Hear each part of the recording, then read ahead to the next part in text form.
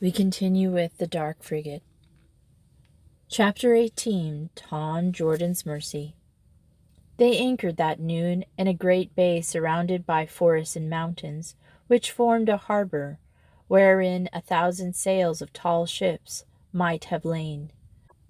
Through the long afternoon, while the Rose of Devon swung at her anchor, the wind stirred the palms, and a wild stream, plunging into a succession of falls down a mountainside, shone like a silver thread. But Paul Craig sat guard over Will Canty, who lay in the steerage, chained to the mizzenmast, where there was no chance for any one of the men to speak with Will. And on deck the carpenter measured and sawed and planed for his purpose, and having shaped his stock, he wrought a coffin. First he threw nails into a little heap on the deck, and then kneeling he drove them home into the plain boards. It was rap, rap, rap, rap, rap, rap. The noise went through the ship, while the men looked at one another. And some chuckled and said that the old one was a rare bird. But the old one, coming out of the great cabin without so much as a glance at the lad who lay chained to the mast, stood a long time beside the carpenter. He kept a grave face while he watched him work, and very serious he looked when he turned away and came and stood beside Philip Marsham. "There are men that would slit the fellow's throat," he said, "or burn him at the stake, or flay him alive. But I have a tender heart, and am by nature merciful. Though he broke faith and dipped his hands in black treachery, I bear him no ill will. I must needs twist his thumbs to wring his secrets out of him, and I can no longer keep him about me. Yet, as I have said, I bear him no ill will. Saw you ever a finer coffin than the one I have ordered made for him?" What could a man reply? Although there had been complaining and revolt before, the old one again held the ship in the palm of his hand, for they feared his irony more than his anger. Darkness came, and they lowered the coffin into the boat, whither men after men slid down. "Come, boatswain," said the old one in a quiet, solemn voice. "There is an oar to pull." And what could a man do but slide with the others down into the boat and rest on the loom of an oar? Phill shared a thwart with the carpenter, and raised his oar and held it upright between his knees. The coffin lay across the boat amidship, and there were 4 oars, 2 on the one side and 2 on the other. But a man sat beside each oarsman, who more crowded into the boat, and 2 sat in the stern sheets with the old one. Then they lowered Will Canty on the bottom in the front of the old one, where he lay bound hand and foot. Shoving off from the ship, the oarsmen bent to their task, and the old one steered with a sweep. But the boat was crowded and deep in the water, and they made slow progress. Mosquitoes swarmed about them and droned interminably, the water licking at the boat and lapping on the white beach. The wind stirred in the palms. The great bay, with its mountains and its starry sky, was as fair a piece of land and sea as a man might wish to look upon in his last hour. But there are few men whose philosophy will stand by them at such a moment, and there is an odd quirk in a human nature whereby a mere droning mosquito can drive out of mind the beauty of sea and land, nay, even thoughts of immeasurable universe. The men beat at mosquitoes and swore wickedly until the old one bade them be silent and row on, for although they had come near the shore, the water was still deep under the boat, which tossed gently in the starlight. A time followed in which the only sounds were of the wind and the waves, and heavy breathing of the men. Some were turning their heads to see the shore, and the old one had already risen to choose a landing place when Will Canty, who, although bound hand and foot, had all the while been edging about in the stern, unknown to the others, till he had braced his foot in such a way that he could get purchase for a leap, gave a great spring from where he lay, and thus threw himself up and fell with his back across the gunwale, whence, wriggling like a worm, he strove to push himself over the side. The old one sprang forward, in fury to seize and hold him, and caught him by the wrist. But one of the men, in zeal to have a hand in the affair, drove the butt of his gun against Will Canty's chin, and in recovering the piece he stumbled and pushed the old one off his balance, so that the old one lost his hold on Will Canty's wrist, and before the rest knew what was happening, Will had slipped into the deep water and sunk. That he never rose was doubtless, and the best fortune that could have befallen him, and likely enough it was the blow of the gun that killed him. But the old one was roused to such a pitch of wrath at being balked of his revenge that he was like a wild beast in his fury. Quicker than thought, he turned on the man who had pushed against him, and reached for the coffin that was made to Will's measurements, and a great heavy box it was, raised it high, and flung it at the fellow. It gashed the man's forehead, and fell over the side, and floated away. The man himself, with a string of oaths, clapped his hand to the wound, whence the blood trickled, and between his fingers. "Swine," said the old one, snarling, "I was of a mind to lay thee in Will Canty's bed. But let the coffin go. Thou'rt not worthy of it." The boat grated on white sand, and leaping to his feet, the old one cried with a high laugh as he marked his victim's fear, "Get thee gone. If ever I see thy face again, I will slit thy throat from ear to ear." "Nay, nay, do not send me away, do not send me away," the man wailed. "O God, no, not that. I shall perish of Indians and Spaniards. The wild beasts will devour me. Nay, nay."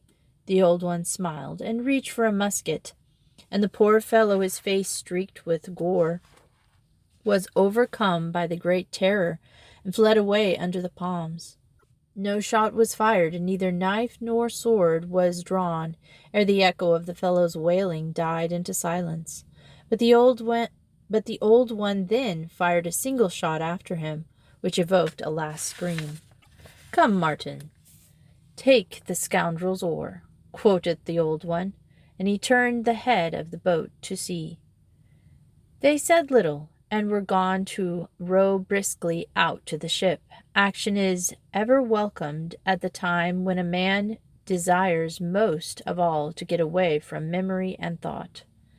That night, when they were all asleep, Martin leaped out on the deck and woke them by shrieking like a lunatic, until it seemed they were all transported into Bedlam. He then himself awoke, but he would say only, "What a dream! Oh, what a dream!" and he would rub his hands across his eyes. The grumblers continued quietly to grumble, for that is a joy no power on earth can take away.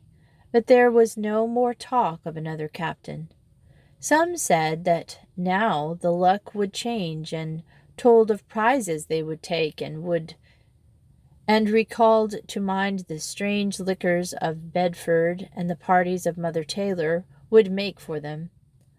Others, although said little, took their heads and appeared to wish themselves far away.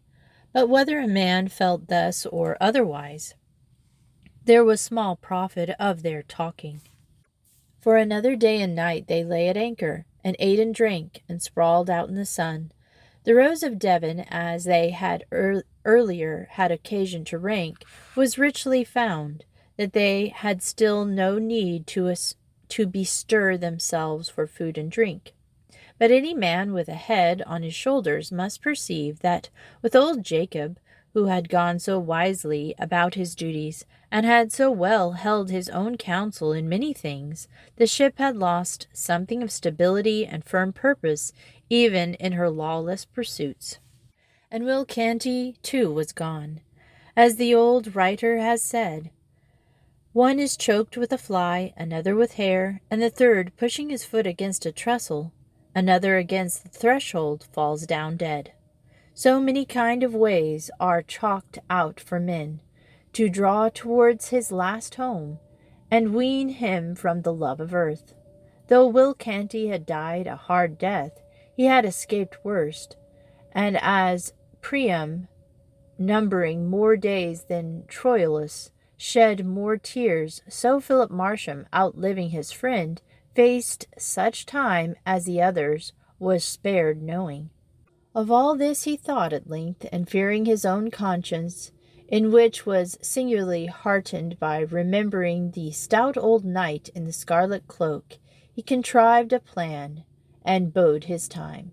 In the darkness of the second night, when the old one had somewhat relaxed his watchfulness, Boatswain Marsham slipped over the bow, and lowered himself silently on a rope he had produced for that purpose, and very carefully, lest the noise be heard on board the ship, seated himself in Tom Jordan's boat and rowed for shore. An honest man can go so far in company of rogues and no further. Reaching the land and hauling the boat up on the beach, in plain sight of those left in the Rose of Devon, where they might swim for it if they would, he set off across the hills and under the palms. Upon reaching the height, he looked back and for a moment watched the old ship as she swung with the tide on the still clear water. He hoped he should never see her again. Then he looked down at the tremulous, shimmering bay where Will Canty lay dead, and was glad to plunge over the hill and leave the bay behind him. Chapter 19. A Man Seen Before. There was sullen anger and worse in the Rose of Devon when day broke, for the boatswain too had gone, and the boat lay in sight upon the beach, whereby all might know the means of his going. One watching from the mountain would have seen the Rose of Devon spread her sails and put to sea like a great bird with white wings. But there was no one on the mountain to watch, and when the ship had sailed, no human being remained to interpret the placid calm that overspread the bay that summer morning. The sun blazed from the clear sky, the green palms rustled and swayed beside the blue water, and in all the marvelously fair prospect of land and sea no sign or mark of violence remained. Phill Marsham had gone in the night over the hills and across the narrow peninsula between two bays.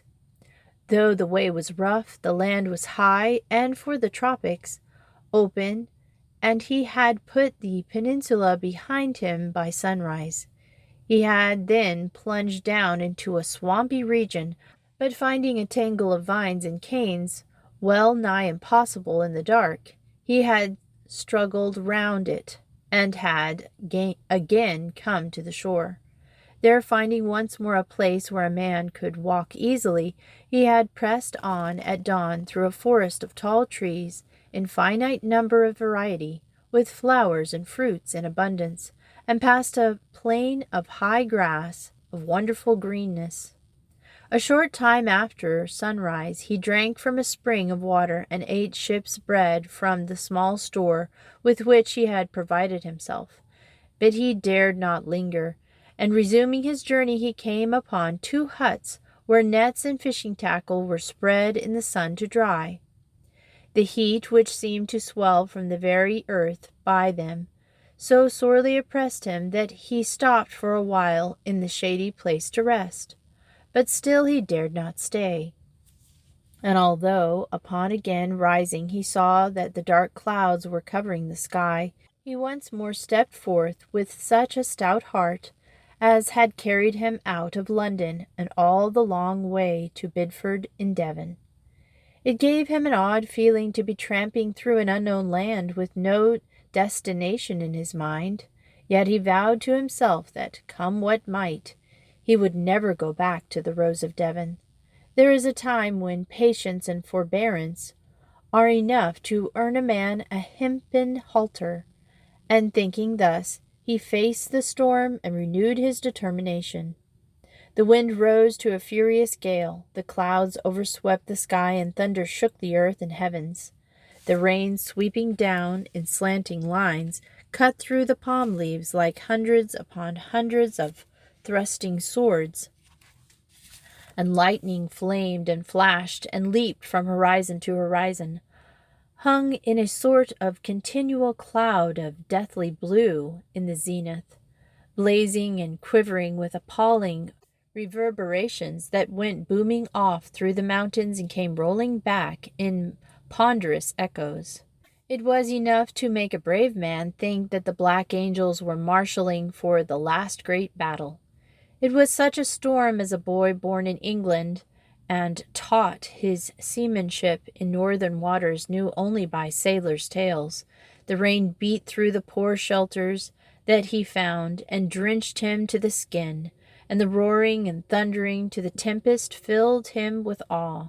And when the storm had passed, for it lasted not above 3/4 of an hour, the sun came out again and filled the air with a steamy warmth and was oppressive beyond description. Then the woods came to life, insects stirred and droned, and mosquitoes issuing from among the leaves and grasses plagued him to the verge of madness. One who has lived away in a land where mosquitoes return each year in summer is likely to have no conception of the venomous strength with which their poison can work upon one who has not, by much experience of their bites, built up a measure of resistance against it. Phil's hands swelled until he could not shut them, and the swelling of his face so nearly closed his eyes that he could hardly see. When 2 hours later, all but blinded and thirsting and hungry, he came again to the shore and made out in the offing, by squinting between swollen eyelids, the Rose of Devon from which he had run away and to which he had vowed he would never return. His misery was such that he would have been glad enough to be on board her and away from such torments, though they ended the day by hanging him. But the Rose of Devon sailed away over the blue sea on which the sun shone as calmly and steadily as if there had been no tempest, and Philip Marsham sat down on a rock and gave himself up as a man already dead. There 2 natives of the country found him, and by grace of God, who tempered their hearts with mercy, carried him to their poor hut and tended him with their simple remedies until he was in such measure recovered of the poison that he could see as well as ever. He then set out once more upon his way to he knew not where, having rubbed himself with an ointment of vile odor, which they gave him in goodly quantity to keep off all insects. And on that day, when he ate the least morsel of food with which the natives had provided him, he saw from the side of a high hill a strange ship at anchor in a cove beneath. Now a ship might mean one thing, or she might mean another, and a man's life might depend on the difference. Drinking deeply from a stream that ran over the rocks and through the forest, and so at last into the cove, Philip Marsham returned into the wood and sat upon a fallen tree. He saw a boat put out from the ship and touch on the shore a long way off, where some man had left her and went out of sight. After an hour or 2 they came back, and entering the boat, returning to the ship, he saw men working on deck and in the rigging. He heard the piping of a whistle, and now and again, as the wind changed, he heard more faintly than the drone of insects the voice of the men. Being high above the shore, he found the mosquitoes fewer, and the wind helped drive them away. Yet they plagued him continually, despite his ointment, of which little was left, and made him miserable while he stayed. He would have hurried off had he dared, but the chance that the ship would be the means of saving his life withheld him from pursuing his journey, while doubt concerning the manner of the craft she was withheld him from making known his presence. In mid-afternoon he saw far away a sail, which came slowly in across the blue plain of the sea, and having clear eyes trained by long practice, he descried even at the great distance the motion of a heavily rolling ship.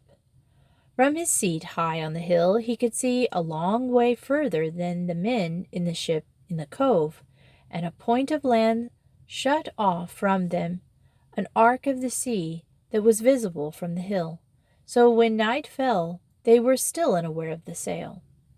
Though he had watched for hours the ship in the cove, the runaway boatswain of the Rose of Devon had discovered no sign of what nation had sent her out and what trade her men followed.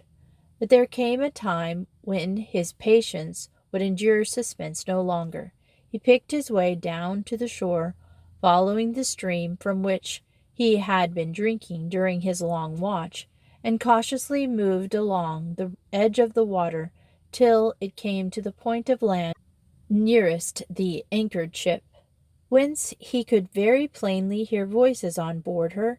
There were lights on the stern on deck, and through the open port he got sight of hammocks swinging about the guns on the main deck. At last he took off some of his clothes and piled them on a rock. Then, strapping his dirk to his waist, he waded silently in the water. Reaching his depth, he momentarily hesitated, but fortifying his resolution with such philosophy as he could muster, he began deliberately and silently to swim, letting himself lie deep in the water, and moving so slowly that he raised no wake. He came into the shade of the ship. It was good to feel her rough planking. He swam aft under the quarter, and again to the rudder, laid hands on it, and rested. Above him he could see, upon looking up, a lighted cabin window. His own body seemed ponderous as he slowly lifted himself out of the water. He raised one hand from the tip of the rudder just above the tiller to the carving overhead, and got grip on a scroll wrought in tough oak.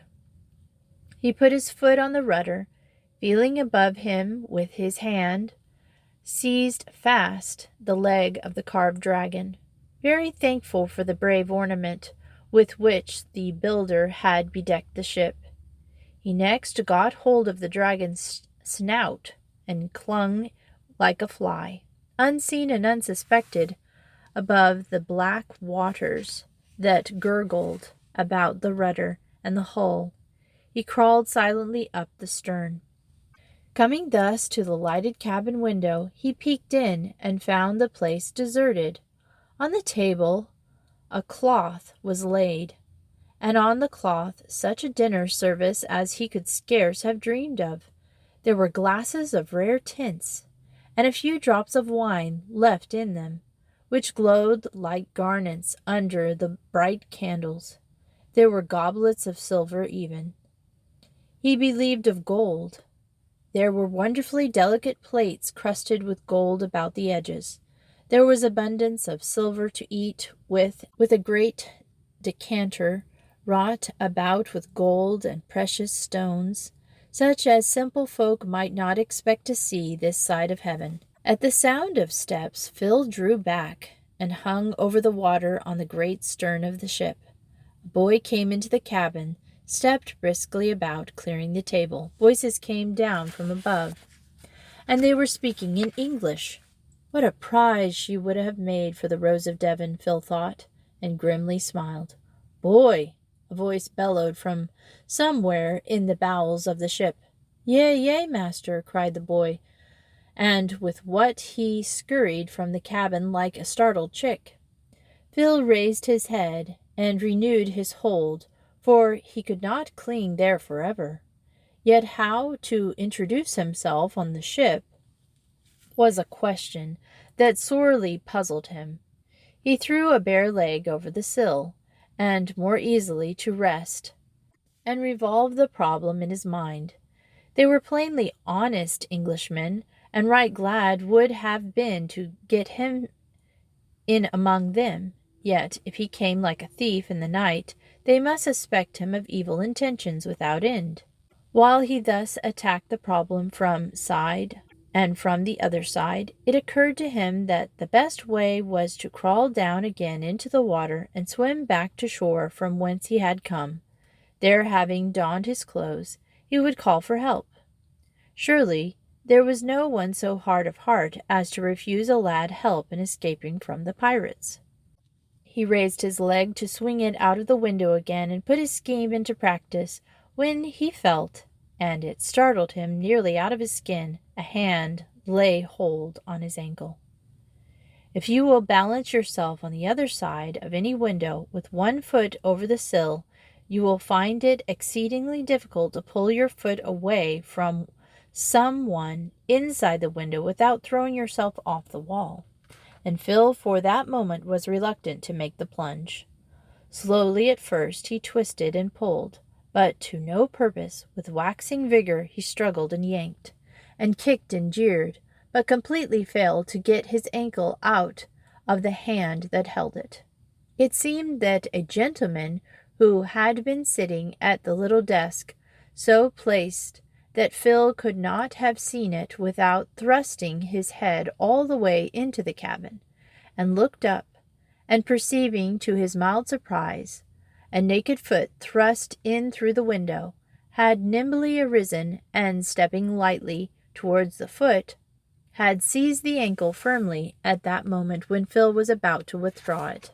The gentleman marveled much at what he had discovered, and proposed to get at the reason for it. Not only did he succeed with ease in holding the ankle fast against his captive's somewhat cautious first kick, he anticipated a more desperate effort by getting firm hold with both hands, so that when his captive decided to risk all, so to speak, and tried with might and main to flung himself free into the water by a great leap, the gentleman kept fast his hold, and held the lad by one leg, who dangled below like a trapped monkey. Very likely it was foolish of Philip Marsham to attempt escaping, but as I have said, he was of no mind to be caught thus like a thief entering in the night, and he was so completely surprised that he had no time at all to collect his wits before he acted. Yet caught he was, and for a bad bargain, hung by the heels to boot. "Boy," the gentleman said, and his voice indicated that he had a droll humor, "call Captain Winterton." The boy, further sounds revealed, who had come silently and in leisure, departed noisily and in haste. Heavy steps then approached, and a gruff voice cried, "What devilish sort of game is this? Take his other leg, Charles, and we shall soon have him safe on board." I am not yet prepared to say what sort of a game it is, beyond saying that it is a rare and curious game. Whereupon a second pair of hands closed on Philip Marsham's other ankle, and would he or would he not, he was hauled speedily through the cabin window. "Young man," said the gentleman who had first seized him, "who and what are you, and from whence have you come?" "I am Philip Marsham, late boatswain of the Rose of Devon frigate. I came to learn from what country this ship had sailed, and to ask for help. I myself sailed from Bidford long since in the Rose of Devon, but falling into the hands of a certain sailors of fortune who killed our master and took our ship, I have served them for weary months as a forced man. Having at last succeeded in running away from them, I have come hither by land, as you can see, suffering much on the way, and I ask you now to have compassion on me in God's name, and take me home to England." "Truly," said the gentleman, "these devilish flies have wrought their worst upon him. His face is swelled tight, and his lips are thick with swelling." He spoke lightly, and with little thought of Phil's words, for his humor was uppermost in his mind.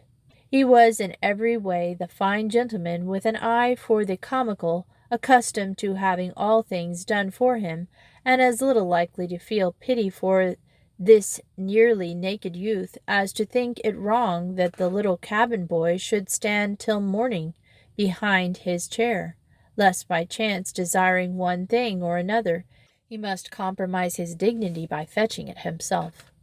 But now the other, Captain Winterton, a tall, grave man with cold face and hard, cold eyes, stepped forward and, speaking for the first time, said, "Do you remember me?" Phill looked him in the eye and felt his heart sink, but he was no coward. "I do," he replied. Captain Winterton smiled. He was the first of the three men who had come on board the Rose of Devon by way of her gallery, and had entered the great cabin the night when Phill Marsham sat there at supper. It then burst upon Phill that in the whole plain truth lay his only hope. "I ran away from them. They had forced me into their service. A week since, nay, it is true, I am no liar, and it will pay you well to keep a sharp watch this night, for a vessel like enough the Rose of Devon to be her twin is this minute lying behind yonder point." "Ah, and you sailed, I believe you said, from Bidford? Doubtless you have kept the day in mind." "Why, 'twas the early May, or stay, 'twas—" "Enough, the master of—" But though I marked neither the day of the week nor the day of the month, I remembered the sailing well. "Doubtless," quoted the captain dryly, "but it will save time and serve thy cause to speak only when I bid thee. Interrupt me not, but tell me next the name of the lawful master in whose charge thy most excellent ship sailed from Bidford." This keen and quiet captain in the king's service was of no mind that his prisoner should tell him impunity such a story as he might make up on the moment. Accordingly, he proceeded to draw forth by question after question such particular parts of the story as he himself desired to hear, now attacking the matter from one angle and now from another, watching his prisoner closely the while, and all the time standing in such a place that the lad had no chance at all to escape through the open window. And we will continue this story next Friday or Saturday. And thanks for listening to Miss Retro Reads.